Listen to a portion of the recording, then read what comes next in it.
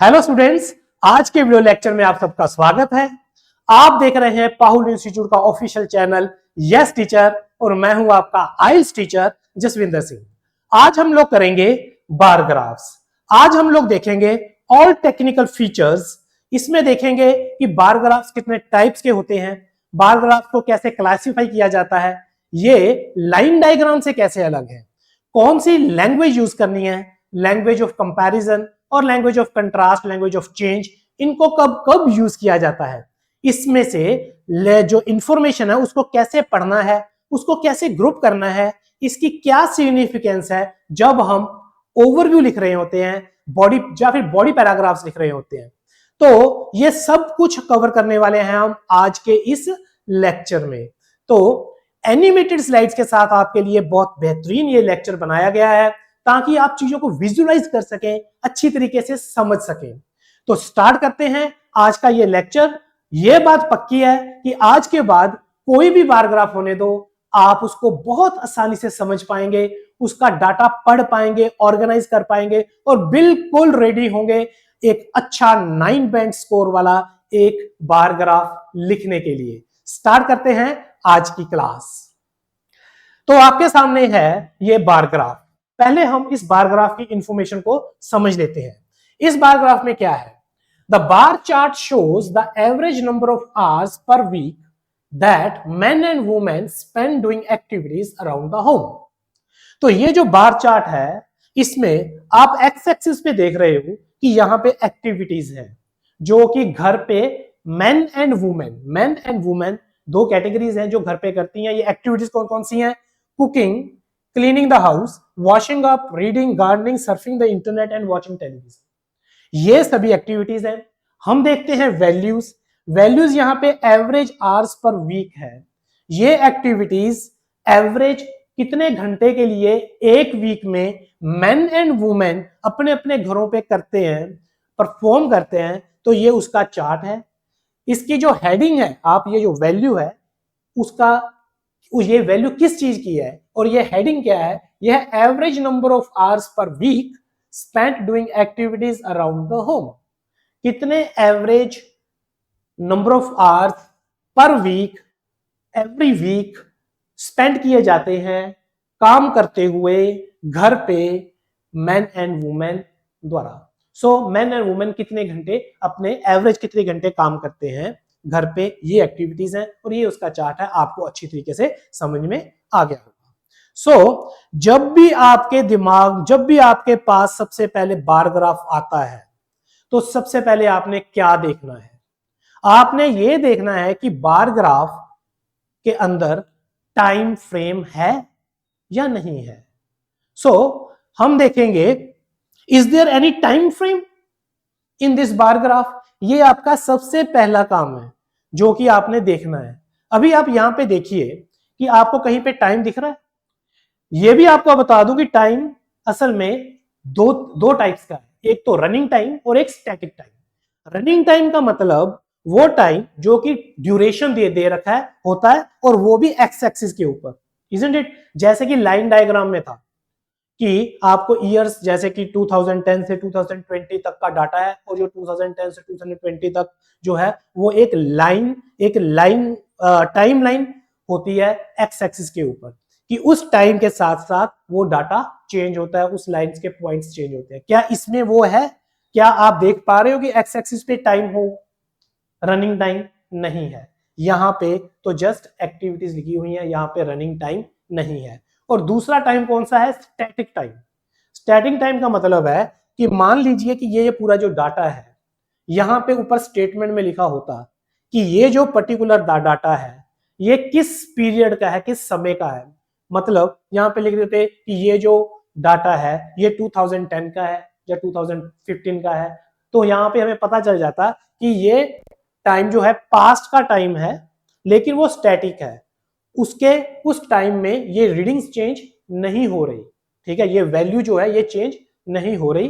तो अगर वो यहाँ पे हमें हमारे पास जस्ट इंडिकेट किया होता, जैसे कि बहुत सारे ग्राफ्स में दिया रहता है कि ये जो डाटा है ये किसी सर्वे का है जो कि कंडक्ट किया गया है 2015 में, इजंट इट? तो इससे पता चलता है कि ये पास्ट पीरियड का डाटा है, लेकिन इस डाटे में इसमें इंफॉर्मेशन चेंज नहीं हो रही है टाइम के साथ। तो दो टाइप का डाटा है, एक स्टैटिक, यहां पे हमें स्टैटिक डाटा, स्टैटिक टाइम भी नहीं मिल रहा, और यहां पे हमें रनिंग टाइम भी नहीं आपको देखने को मिल रहा। इसमें ना तो स्टैटिक है ना तो रनिंग टाइम है। तो सबसे पहले जो आपने ये देखना है, आपने यही देखना है कि इसमें टाइम फ्रेम है या नहीं है। लाइन डायग्राम में टाइम फ्रेम होता है, ठीक है जी। अभी आप देखिए हम क्या देख रहे हैं कि is there any time frame in this bar graph. अभी देखिए एक ये बार ग्राफ आपके सामने है, कोई और एग्जांपल, एज एग्जांपल आप देखिए इसके एक्स एक्सिस पे टाइम है, ठीक है। आप देख पा रहे हो कि ये 1995 से लेके 2002 तक इसमें टाइम लाइन दे रखी है, और टाइम लाइन के हिसाब से जो है वो डाटा आगे चेंज हो रहा है। इजंट इट कि 1995 में कितनी वैल्यू थी मिनट्स में, बिलियंस में, और फिर इसके बाद 96 में कितनी थी, 97 में कितनी थी, और ये जो है पूरी कैटेगरीज का डाटा जो है टाइम के साथ चेंज हो रहा है। इस केस में रनिंग टाइम है। इस केस में यहां पे ऊपर अगर आप देखोगे यहां पे लिखा हुआ है फ्रॉम 1995 टू 2002, तो यहां पे रनिंग टाइम दे रखा है। आपके दिमाग में 3-4 पॉइंट, जब बार ग्राफ आपके सामने आएगा तो ये 3-4 पॉइंट आपके माइंड में आने चाहिए। वो कौन कौन से हैं? नंबर 1, आप देखिए क्या इसमें रनिंग टाइम है, ठीक है। अगर हम देखते हैं क्या रनिंग टाइम है, हम बोलेंगे यस, इसमें रनिंग टाइम है। फिर अगर रनिंग टाइम है तो इसका जो डाटा है, इसका जो इंफॉर्मेशन है वो with respect to time change हो रही है, विद रिस्पेक्ट टू टाइम जो है वो चेंज हो रही है। ये दूसरी चीज है। फिर इसके बाद आप देखोगे कि मैं लैंग्वेज, इजंट इट, मैं लैंग्वेज कौन सी यूज करूं। जब आपको ये लाइन डायग्राम में बताया हुआ ऑलरेडी कि जब भी रनिंग टाइम हो तो वहां पे लैंग्वेज ऑफ चेंज लगती है, क्योंकि यहां पे डाटा चेंज हो रहा है, इंफॉर्मेशन चेंज हो रही है टाइम के साथ साथ।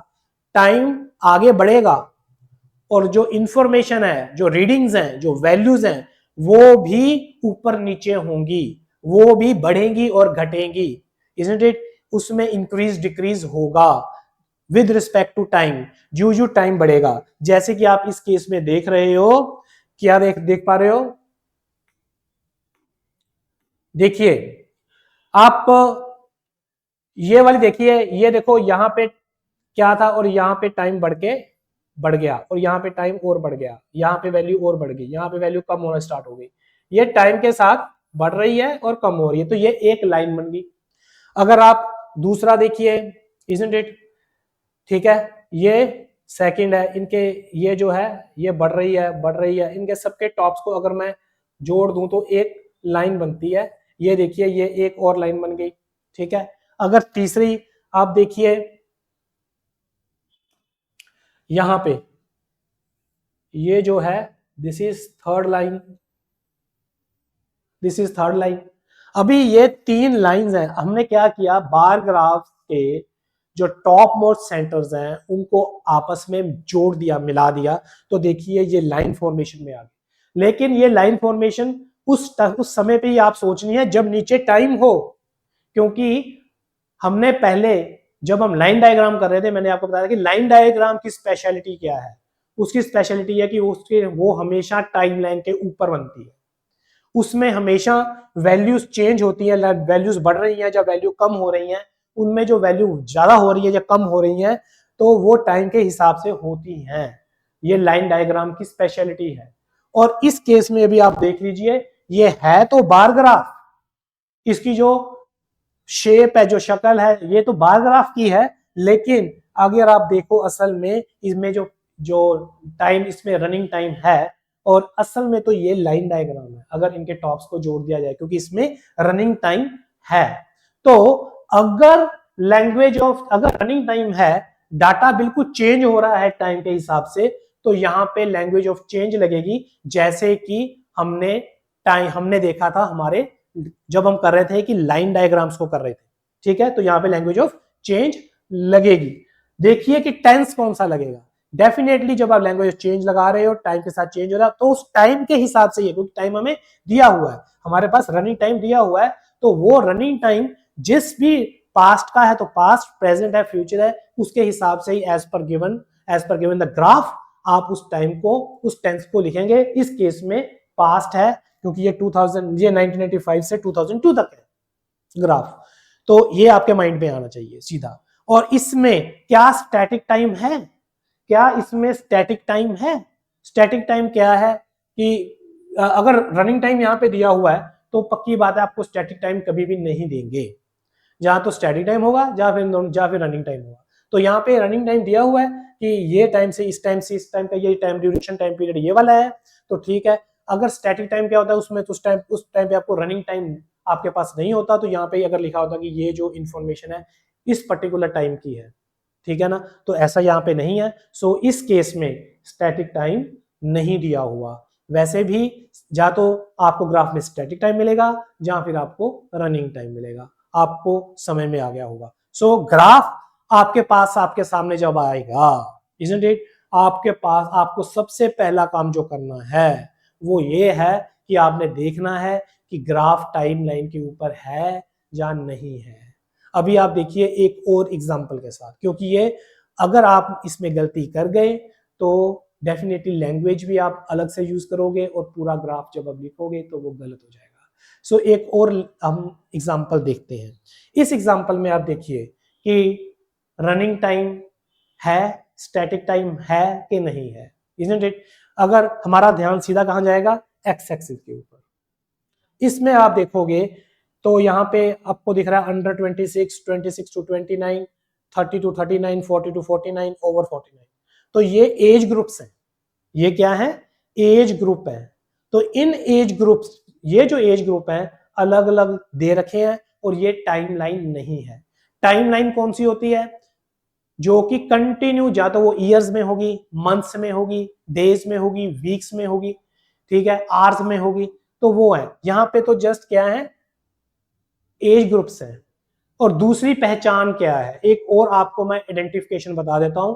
टाइमलाइन को कभी भी आप क्या है, आगे पीछे नहीं कर सकते, आगे पीछे नहीं कर सकते। मान लीजिए ये टाइमलाइन होती, मान लीजिए यहां पे लिखा होता 2010, 2011, 2012, तो ये जो 2012 है ये 2011 से पहले कभी हो ही नहीं सकता, ठीक है। तो टाइमलाइन को हम कभी भी आगे पीछे नहीं कर सकते, समा जो है वो एक ही डायरेक्शन में चलता है, इजंट इट।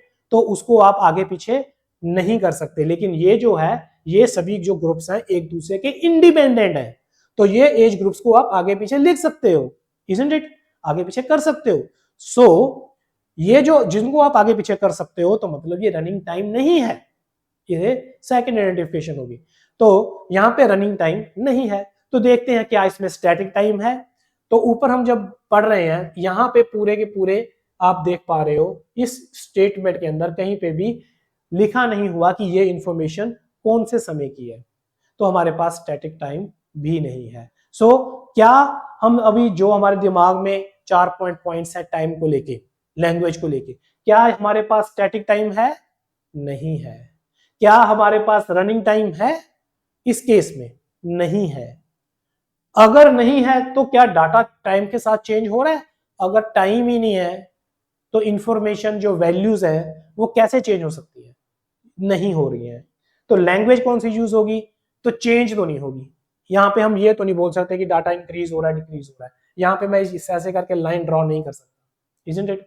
तो यहाँ पे कुछ इंक्रीज डिक्रीज नहीं हो रहा है, यहाँ पे बढ़ रहा है, कम हो रहा है, मतलब है कि ज्यादा है या कम है, मतलब इसमें कंपैरिजन होगी। तो यहाँ पे लैंग्वेज ऑफ चेंज यूज नहीं होगी, यहाँ पे लैंग्वेज ऑफ कंपैरिजन होगी। हम यहाँ पे ये बताएंगे कि कौन सा डाटा ज्यादा है, कौन सा डाटा कम है, कौन सा सबसे ज्यादा है, कौन सा सबसे कम है। तो इस यहाँ पे हम इस तरीके से इस ग्राफ को हैंडल करेंगे लिखते हुए। और इसमें टेंस कौन सा यूज होगा, क्योंकि टाइम के बारे में बताया ही नहीं गया, ना तो स्टैटिक ना तो रनिंग में, हमारे पास कोई क्लू नहीं है, तो हम सिंपल प्रेजेंट, मतलब कि प्रेजेंट इंडेफिनिट टेंस लिखे जाए। इसको पास्ट में नहीं लिखना, इस ग्राफ को प्रेजेंट इंडेफिनिट में ही लिखना है, simple present tense, isn't it, क्योंकि यहाँ पे टाइम मेंशन नहीं किया गया। बहुत इंपॉर्टेंट इंफॉर्मेशन है। अगर आपका टेंस गलत हो गया, अगर आपका लैंग्वेज सिलेक्शन गलत होगी, ठीक है, तो होगा क्या कि आपका जो पूरा रिस्पॉन्स लिखा हुआ है वो सारा गलत हो जाएगा। ठीक है जी, समझ में आ रहा है आपको? हाँ, मैं यहाँ पे एक चीज आपको बता दूं, वो स्टूडेंट्स जो सीधा इस लेक्चर में आके इस लेक्चर को देख रहे हैं, हो सकता है उनको परेशानी हो ये समझने में कि लैंग्वेज ऑफ कंपैरिजन क्या है, कंट्रास्ट क्या है, लैंग्वेज ऑफ चेंज क्या है, जो कि हम अपने पहले लेसन्स में इस सीरीज में टास्क 1 में सब कुछ बहुत डिटेल्स में कवर कर चुके हैं, इजंट इट? तो मैं यही बोलूंगा कि ये जो सीरीज है इसको स्टार्टिंग से देखिए, अदरवाइज वो जो पर्टिकुलर लेसन है जिसमें लैंग्वेज ऑफ कंट्रास्ट है, तो उस वहां जो कंपैरिजन है उसको जाके आप देखिए, तो आपको ये बहुत आसानी से समझ में आएगा। बहुत आसान कंसेप्ट्स हैं, और इन कंसेप्ट्स को, अगर इन फीचर्स को, अगर आप इन टेक्निकल एस्पेक्ट्स को माइंड में रखोगे, क्योंकि ये टेक्निकल चार्ट्स हैं, ये सारे के सारे क्या हैं, ये टेक्निकल चार्ट्स हैं, तो आपके पास टेक्निकल नॉलेज होनी चाहिए कि कैसे इसको पढ़ना है और कैसे इसको लिखना है, जो कि हमें स्कूल्स में, कॉलेजेस में नहीं समझाया गया, इजंट इट? सो अगर आप स्टेप बाय स्टेप चल रहे हो, series by series, lesson wise lesson आ रहे हो, तो आपको कोई दिक्कत परेशानी नहीं आएगी। और मेरी कोशिश ये है कि अगर आप डायरेक्टली भी यहाँ पे अगर आप देख रहे हो, तो भी आपको मैक्सिमम बहुत ज्यादा समझ में आए उस तरीके से समझाने की हमारी पूरी कोशिश है। सो टाइम को लेके आपको समझ में आ गया, और ये जो है टाइम बहुत इंपॉर्टेंट है। ये सिर्फ बार ग्राफ में ही नहीं, जितने भी वैल्यू चार्ट्स हैं, line diagram, bar graph, pie charts, tables और मल्टीपल डायग्राम्स, इन सब में टाइम जो है हमें सबसे पहले यही देखना रहता है कि इसमें टाइम फ्रेम है या नहीं है। इंफॉर्मेशन मतलब कि वैल्यूज जो है वो टाइम्स के साथ चेंज हो रही हैं या फिर नहीं हो रही है। ठीक है जी, अभी हम बार ग्राफ की एग्जांपल से ये चीज समझ रहे हैं। तो नेक्स्ट टर्म अगर आप देखेंगे, आपको पता चल गया कि जो आज का जो हमारा मेन ग्राफ है वो आपके सामने है। तो अगर आप इसमें देखेंगे, हमारे पास टाइमलाइन नहीं है, हमारे पास यहां पे स्टैटिक डाटा भी नहीं है। So simple and straight forward हम इसको प्रेजेंट इंडेफिनिट में लिखेंगे, और इसमें लैंग्वेज ऑफ चेंज यूज नहीं होगी, क्योंकि इसमें डाटा, इंफॉर्मेशन, वैल्यूज जो हैं वो टाइम के साथ चेंज नहीं हो रही है। तो इसी चीज को थोड़ा सा आपको ग्राफिकली, ठीक है, और अच्छी तरीके से समझाता हूं, समझाने की कोशिश करते हैं। ठीक है, थोड़ा देखिए, शायद आपको इसको देखने से आपको ये कंसेप्ट और अच्छी तरीके से समझ में आ जाएगा। ठीक है जी, आप देखिए, ठीक है, टाइम फ्रेम। अभी देखिए कि टाइम फ्रेम ग्राफ में है। अगर हम बार ग्राफ देख रहे हैं, तो कोई भी वैल्यू चार्ट देख रहे हैं, अगर आज की डेट में, आज अभी समय तो हम बार ग्राफ देख रहे हैं, क्या उसमें है? हम मान के चलते हैं है। अगर है तो हम देखेंगे क्या इसमें रनिंग टाइम है? हम मान के चलते हैं है। रनिंग टाइम मतलब इसके एक्स एक्सिस में टाइम लाइन हमें दी हुई है, और ड्यूरेशन हमें दिया हुआ है कि टाइम यहां से स्टार्ट होता है, यहां से यहां पे खत्म होता है। मान लीजिए कि रनिंग टाइम है। अगर रनिंग टाइम है तो वैल्यूज जो है वो with respect to time change हो रही है। टाइम बढ़ता है तो वैल्यू भी बढ़ेगी, कम होंगी। ठीक है जी, अगर वैल्यू के साथ टाइम की वैल्यू चेंज हो रही है, तो हम लैंग्वेज ऑफ चेंज को यूज करेंगे, लैंग्वेज ऑफ चेंज लगाएंगे। और लैंग्वेज ऑफ चेंज में कौन से वर्ड्स आते हैं जो हमने सब फर्स्ट लेक्चर में, बिल्कुल हमने स्टार्टिंग में, सेकंड लेक्चर में, सेकंड लेसन में हमने कवर किया था, उसमें आते हैं increase, decrease, fluctuate, remain constant. ऐसी लैंग्वेज स्टार्ट ऐसी होती है कि वैल्यू जो है वो बढ़ी, कम हुई, ठीक है, ऊपर नीचे हुई या फिर बराबर रही। ऐसे वाले वर्ड्स, मतलब आपको एग्जांपल के लिए बताया जा रहा है कि ऐसे वर्ड जो है वो लैंग्वेज ऑफ चेंज में होते हैं, हम ऐसी लैंग्वेज यूज करेंगे। ठीक है जी, अभी आप आओ दूसरी साइड में। मान लीजिए टाइम है, हाँ जी है। अभी हमारे पास रनिंग नहीं, मान लीजिए हमारे पास स्टैटिक टाइम है। स्टैटिक टाइम का मतलब फिर आपको बता देता हूं कि वो टाइम जिसमें जस्ट ये लिखा हो कि ये पूरा का पूरा जो इंफॉर्मेशन है, डाटा है, ये किसी पास समय से लिया गया है, और वो पर्टिकुलर समय आपको बता रखा होगा, इजंट इट? तो वो पर्टिकुलर समय आपको मान लीजिए दिया हुआ है, मान लीजिए आपको दिया हुआ है कि ये डाटा किसी 2010 के सर्वे का है, तो वो स्टैटिक है, मतलब वो पूरा का पूरा डाटा ही 2010 का है, पूरा की पूरी वैल्यूज ही 2010 की है, पूरा डाटा सेट जो बार ग्राफ का है वो 2010 का है, उसमें कुछ भी चेंज नहीं हो रहा, सभी वैल्यूज 2010 की हैं। ठीक है। सो उस केस में कुछ भी चेंज नहीं हो रहा, नो चेंज, क्योंकि पूरा का पूरी वैल्यूज ही जो है 2010 की है। ठीक है जी। तो अगर कुछ चेंज नहीं हो रहा तो हम लैंग्वेज ऑफ चेंज तो यूज करेंगे नहीं, हम लैंग्वेज ऑफ कंपैरिजन यूज करेंगे। लैंग्वेज ऑफ कंपैरिजन का मतलब ये है कि हम ये बताएंगे कि कौन सी वैल्यू ज्यादा है, कौन सी कम है, कौन सी सबसे ज्यादा है, कौन सी सबसे कम है, कितनी ज्यादा है, कितनी कम है। ठीक है। और उसमें ऐसी वाली लैंग्वेज हाईएस्ट, लोएस्ट, मोर, मोस्ट, लेस, लीस्ट, ये वाली लैंग्वेज ज्यादा यूज होती है, ये वाली लैंग्वेज ही यूज होती है, isn't it? तो ये जो है कंपैरिजन की लैंग्वेज है। आपको अभी और भी अच्छी तरह समझ में आ गया होगा। मान लीजिए कि टाइम लाइन यहां पे हमने देखा था यस में कि यहां पे है, मान लीजिए कि हमारे पास टाइम लाइन नहीं है। अगर नहीं है, ठीक है, अगर टाइम लाइन, अगर टाइम फ्रेम नहीं है, अगर टाइम दिया ही नहीं गया, तो ना तो रनिंग है ना तो स्टैटिक है, हम उसको न्यूट्रल मान लेते हैं। भी कुछ नहीं दिया हुआ, ना तो नीचे ग्राफ में कुछ दिख रहा है रनिंग में, ना कुछ स्टेटमेंट में कुछ दिख रहा है स्टैटिक में या रनिंग में। ठीक है, तो हम उसको मानेंगे ये न्यूट्रल है। न्यूट्रल है तो इसको डेफिनेटली कोई चेंज नहीं हो रहा, सारी की सारी वैल्यू टाइम से बाहर है, सारी की सारी एक ही समय की हम मान के चलते हैं। ठीक है, तो इसमें कुछ चेंज नहीं हो रहा है। अगर चेंज नहीं हो रहा तो फिर से इसमें language of change sorry comparison ही आएगी, चेंज नहीं आएगी। और फिर से हाईएस्ट, लोएस्ट, ये ऐसी वाली जो लैंग्वेज है, मोर, मोस्ट, लेस, लीस्ट, ये वाली जो लैंग्वेज है यूज होगी। हमने language of contrast and comparison बहुत अच्छी तरीके से हमने पहले लेसन में कर रखा है, तो प्लीज उसको एक बार जरूर रेफर कीजिए। अब आपको बहुत अच्छी तरह से समझ में आ गया होगा ये टाइम की क्या कहानी है, क्या कहानी है ये सारी टाइम की। ठीक है जी। और हमने कौन सी लैंग्वेज यूज करनी है। हाँ, टेंस भी बता दे इसी में। अगर तो टाइम दिया ही नहीं हुआ तो हम प्रेजेंट इंडेफिनिट यूज करेंगे, और अगर हमें टाइम दिया हुआ है तो डेफिनेटली हम टाइम के हिसाब से चलेंगे ना, चाहे वो रनिंग है चाहे वो स्टैटिक है। ठीक है। सो टेंस जो होगा एज पर गिवन टाइम, और इस केस में जब टाइम दिया ही नहीं हुआ तो प्रेजेंट इंडेफिनिट होगा। तो ये जो पूरा चार्ट है, ये जो चार्ट है आपके बिल्कुल माइंड में होना चाहिए। और ये सिर्फ बार ग्राफ के लिए नहीं है, ये पाई चार्ट के लिए भी है। आगे आगे हम जाके डिस्कस करेंगे नेक्स्ट लेसन में। ठीक है, ये जो पूरा कंसेप्ट है टाइम का, ये पाई चार्ट के लिए भी है, ये टेबल के लिए है, मल्टीपल्स के लिए भी है। ठीक है, ये लाइन डायग्राम के लिए भी है, लेकिन लाइन डायग्राम में तो 100% टाइम रनिंग होता ही है, तो लाइन डायग्राम तो इसी में चलती है, ये केस तो लाइन डायग्राम में रहते ही नहीं है। ठीक है जी। सो ये था पूरा टाइम को लेके, आपको समझ में आ गया होगा कि टाइम लाइन देखनी है, सबसे पहले टाइम फ्रेम देखना है कि नहीं है, हमने देखना है टेंस कौन सा लगाना है, लैंग्वेज कौन सी लगानी है, तो ये हमें पता चल गया। अभी नेक्स्ट क्या है, आपके माइंड में क्या दूसरा क्वेश्चन माइंड में आना चाहिए। पहला था क्या इसमें टाइम फ्रेम है, जो कि हमने अच्छे से समझ लिया। अभी जो दूसरा दिमाग में आएगा वो ये है कि इस इंफॉर्मेशन को हम ग्रुप कैसे करें, कैसे हम इसको ग्रुप करें, how could the information be grouped, isn't it. अभी हमारा ध्यान आ गया इंफॉर्मेशन के ऊपर। चलो देखते हैं इस ग्राफ के अंदर जो इंफॉर्मेशन है वो क्या है। इंफॉर्मेशन क्या है, हमारे पास ये सब एक्टिविटीज हैं, और ये activities average hours per week values में मेजर की हुई हैं, और ये मेन एंड वुमेन की हैं जो कि अपने घर में परफॉर्म करते हैं। ओके है, बिल्कुल ठीक है।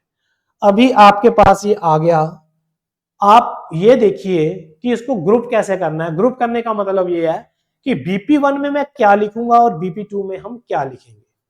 ठीक है जी। तो आपको एक चीज का बिल्कुल अच्छी तरह से पता है कि जो सबसे इंपॉर्टेंट इंफॉर्मेशन है, सबसे पहले तो आपका ध्यान उस इंपॉर्टेंट इंफॉर्मेशन पे जाना चाहिए जो कि BP1 में हमने लिखनी है। आपने ग्रुप ऐसे करना है कि मोस्ट इंपॉर्टेंट इंफॉर्मेशन को आप अलग कीजिए, लेस इंपॉर्टेंट इंफॉर्मेशन को अलग कीजिए। ठीक है, ग्रुपिंग हम ऐसे ही करते हैं।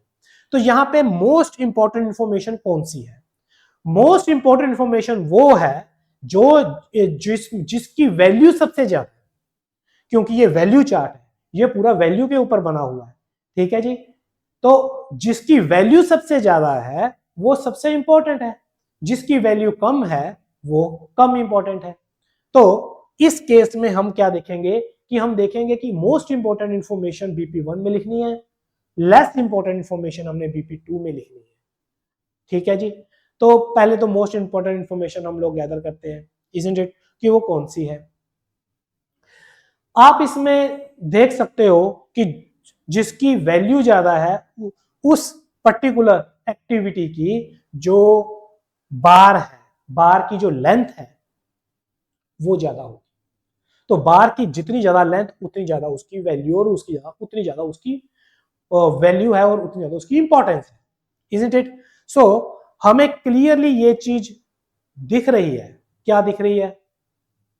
हम देखेंगे कि आदमी, मैन, ठीक है, कौन कौन सी एक्टिविटीज में आदमी ज्यादा काम करते हैं और कौन कौन सी एक्टिविटीज वुमेन ज्यादा परफॉर्म कर रही है, इजंट इट। हो गया ना? मैं ज्यादा ज्यादा के ऊपर मेरा ध्यान है, कम के ऊपर नहीं है। अभी यहां पे आप देखिए,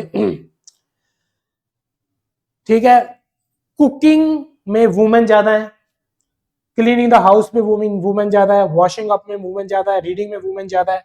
लेकिन गार्डनिंग में, surfing the internet and watching में, तीनों में आप देखिए ये ब्लू बार्स जो हैं ये बड़ी हैं, ये लंबी हैं, मतलब कि मेन जो है वो वुमेन से आगे हैं, ठीक है। ये तीन एक्टिविटी जब वो करते हैं, gardening, surfing the internet and watching television, इसका मतलब ये है कि BP1 में मैं लिखूंगा cooking, cleaning the house, washing of, reading. और BP2 में, क्योंकि ये जो चार है इसमें वुमेन जो है वो आगे हैं, वो ज्यादा काम कर रही है ये चार एक्टिविटीज में, और ये तीन एक्टिविटीज में आदमी ज्यादा काम कर रहे हैं, तो ये जो डाटा होगा ये BP2 में होगा। तो ये आपने ग्रुपिंग कर ली।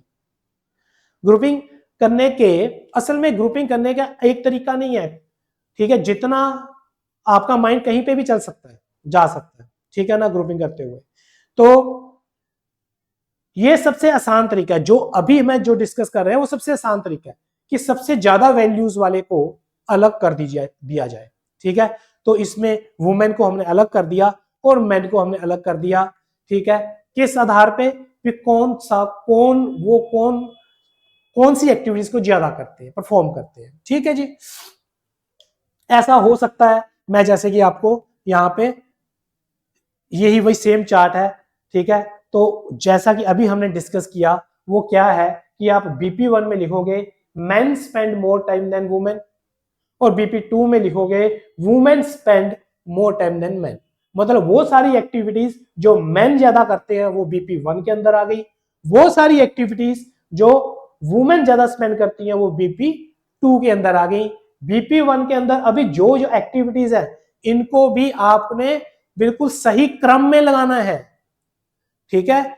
सबसे ऊपर वो वाली एक्टिविटी होगी जो सबसे ज्यादा वैल्यू रख रही है, और उसके बाद उससे कम वैल्यू वाली, उससे कम वैल्यू वाली। अगर आप यहां पे देखिए तो यहां पे सबसे पहले अगर मैन हम देख रहे हैं, मैन की सबसे ज्यादा वॉचिंग टेलीविजन है, तो वॉचिंग टेलीविजन सबसे पहले, फिर सर्फिंग इंटरनेट, फिर गार्डनिंग, ठीक है। तो उस क्रम में लिखेंगे। असल में इसने यहाँ पे जो है क्रम जो है वो उल्टा करके रखा है, तो हम वो क्रम भी जो है लिखेंगे, जो सबसे ज्यादा वैल्यू वाली है वो सबसे ऊपर, इजंट इट। यहाँ पे तो जस्ट आपको ये दिखाया हुआ है कि कौन कौन सी वैल्यूज है, जस्ट ग्रुपिंग दिखा रखी है कि कौन कौन सी एक्टिविटीज है जो आदमी ज्यादा कर रहे हैं, और जो औरतें हैं वो कौन कौन सी एक्टिविटीज ज्यादा करती हैं। तो आप इसको BP1 BP2 में ऐसे रख सकते हो। तो ये तो हो गया फर्स्ट केस। सेकंड केस, अगर आप और भी जर्नलाइज हो जाओ, ठीक है, अभी आप अगर देखो कि इनमें से कौन सी एक्टिविटीज हैं जिसके बिना घर चल ही नहीं सकता। कुकिंग घर में होनी ही होनी है, खाना बनना ही बनना है, इसके बिना घर चल ही नहीं सकता। ये सभी घरों में हर रोज होती है, ठीक है ना। रसोई घर सब में है और सब में हम कुकिंग करते हैं, सुबह शाम का खाना बनता है। इसके बाद आ गया क्लीनिंग द हाउस, बिल्कुल सही बात है, रोज सफाई भी होनी है। वॉशिंग अप, रोज धुलाई भी होनी है, कपड़ों को भी धोना है। और उसके बाद आ गया रीडिंग, यस, ठीक है। रीडिंग जो है ये जरूरी नहीं है, बहुत सारे जैसे कि स्टूडेंट्स हैं वो घर में नहीं पढ़ते हैं तो भी घर चलता है ना, बिल्कुल। गार्डनिंग किसी किसी घर में जरूरी है जिसमें बहुत बड़े गार्डन हैं, अदरवाइज गार्डनिंग भी जो है उसके बिना भी घर चल सकता है। सर्फिंग द इंटरनेट के बिना भी घर चल सकता है, टेलीविजन देखने के बिना भी घर चल सकता है। तो आपके माइंड में ऐसी आ गई, जो एक्टिविटीज बहुत जरूरी है ये, जो कि ठीक है बहुत इंपॉर्टेंट, जिसके बिना घर चल ही नहीं सकता। सभी घरों में वो एक्टिविटीज डेली होती हैं, ठीक है, उनको बोलते हैं हाउस होल्ड चोर्स, CHORES। और जिनके बिना घर चल सकता है वो उनको हम बोल सकते हैं रिक्रिएशनल एक्टिविटीज, वो हमारी मनोरंजन के लिए है, इंटरटेनमेंट के लिए है, हम उनको बोल सकते हैं leisure activities, LEISURE। Leisure activities वो एक्टिविटीज जो हम अपने उस जब हमें कोई भी काम नहीं होता, ठीक है, हम उस समय पे हम करते हैं, मतलब है कि बिल्कुल आराम, जब हम आराम कर रहे हैं तो उस टाइम पे हम कर रहे हैं, तो वो होती है लीजर एक्टिविटीज। सो आप इसको इस तरीके से भी कर सकते हो।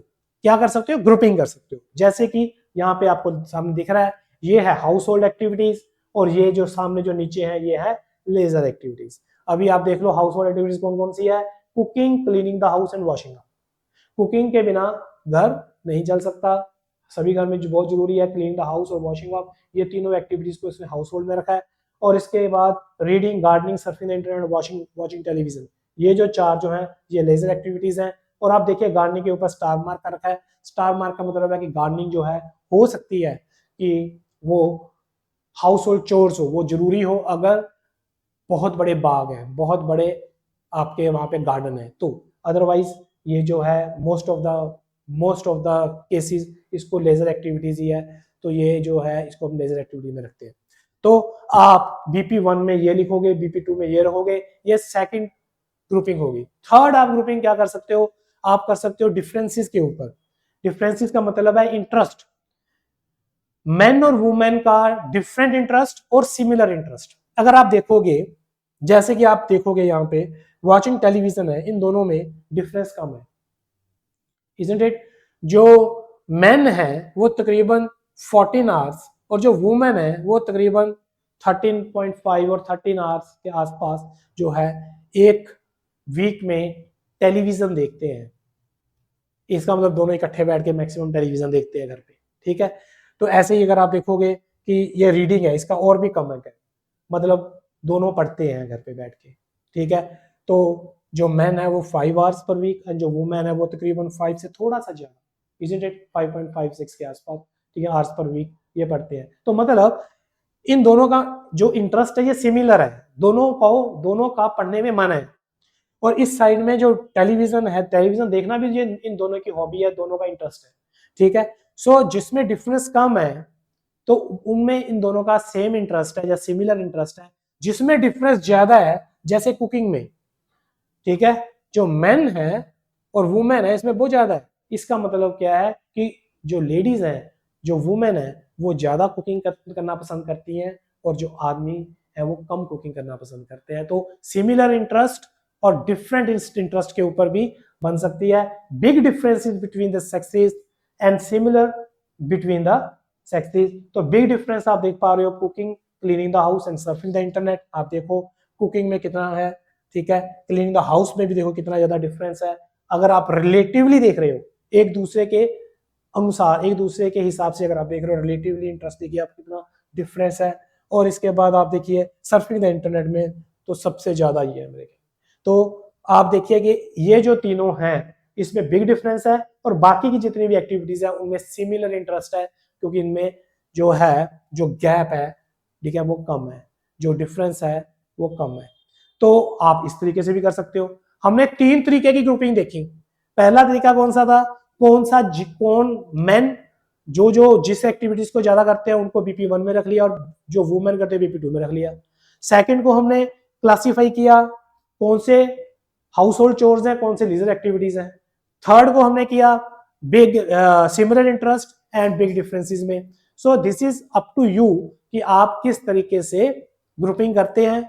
लेकिन सबसे अच्छी इसमें जो ग्रुपिंग है वो है leisure activities and household chores, क्योंकि उसको बताना समझाना ज्यादा आसान है, ठीक है जी। तो आप समझ गए होंगे कि ग्रुपिंग कैसे करनी है। और यही ग्रुपिंग डेफिनेटली आप देखोगे BP1 BP2 में हमने क्या लिखना है, इजंट इट? तो वो भी समझ में आ गया। अगर हम ओवरव्यू लिखते हैं उस टाइम भी हमने सबसे इंपॉर्टेंट डाटा लिखना होता है, इजंट इट? तो सबसे इंपॉर्टेंट डाटा तो हमने यहाँ पे हमने सिलेक्ट किया है, जिसकी वैल्यू सबसे ज्यादा है, इजंट इट? जिस कैटेगरी की वैल्यू सबसे ज्यादा है तो हम उसको सबसे इंपॉर्टेंट में लिखेंगे। ठीक है, तो आपको ये बात को अच्छी तरह समझ में आ गया कि हमने कैसे ग्रुपिंग करनी है। ये जो ग्रुपिंग आपका सेकंड थिंग जो आपके माइंड में आनी चाहिए बिल्कुल राइटिंग करने से पहले। ठीक है, तो ये प्लानिंग का पार्ट है। हाँ, यहां पे एक चीज जो है और बतानी बहुत जरूरी है, इजंट इट? बहुत सारे स्टूडेंट शायद ऐसे लिख दें कि मैन का डाटा जो है वो BP1 में लिख देते हैं और वुमेन का डाटा जो है वो BP2 में लिख देते हैं। मान लीजिए आपने इस कैटेगरी के हिसाब से आपने ग्रुपिंग की, डेफिनेटली आप जो ग्रुपिंग कर सकते हो वो दो ही तरीके से कर सकते हो, या तो आप करोगे एक्स एक्सिस के हिसाब से या फिर करोगे कैटेगरी के हिसाब से। हमने जो यहाँ पे जो 3 टाइप्स की जो अलग अलग ग्रुपिंग के तरीके देखे वो देखे हमने एक्स एक्सिस के हिसाब से, हमने पार्टीशन की एक्स एक्सिस की, हमने ग्रुपिंग की, हम देख रहे थे कि पार्ट 1 पार्ट 2 में कौन कौन सी एक्टिविटी देखनी है BP1 और BP2 में। लेकिन अगर आपने कहीं ऐसा सोच लेते हो कि BP1 में मैं सारा डाटा मैन का लिख देता हूं, जैसे कि मैन टेलीविजन कितना देखते हैं, सर्फिंग इंटरनेट कितना करते हैं, gardening, reading, washing up, cooling up, तो ये सब कुछ BP1 में लिख दिया। BP2 में लिख दिया कि वुमेन टेलीविजन कितना देखती है, सर्फिंग इंटरनेट कितना करती है, रीडिंग कितना करती है, वॉशिंग अप, मतलब सारा का सारा डाटा जो है BP2 में लिख दिया। ऐसा अगर आप लिखते हो तो इसमें एक बहुत बड़ी गलती हो जाएगी। आप डाटा तो पूरा कवर कर दोगे लेकिन आप इसमें कंपैरिजन कहां करोगे? आपका मैन और वुमेन में कंपैरिजन ही नहीं हो पाएगा कि मैन कौन सी एक्टिविटी वुमेन से ज्यादा करते हैं और वुमेन कौन सी, क्योंकि आपने क्या किया, मैन की सारी आपने लिख दी BP1 में और वुमेन को आपने अलग कर दिया, तो मैन और वुमेन को एक्टिविटीज को तो आपने कंपैरिजन करने का चांस ही नहीं है। तो इस तरीके से क्योंकि आपकी language of comparison and contrast ये आपकी यूज ही नहीं हो रही है, और जो मेन था एनालिसिस क्या है कि आपने चेंज दिखाना है, आपने कंपैरिजन करना है, ठीक है, और डाटा को आपने शो करना है, समझाना है, तो वो आप नहीं किया। वो एनालिसिस पार्ट, वो लैंग्वेज ऑफ चेंज का पार्ट जो है वो छूट गया।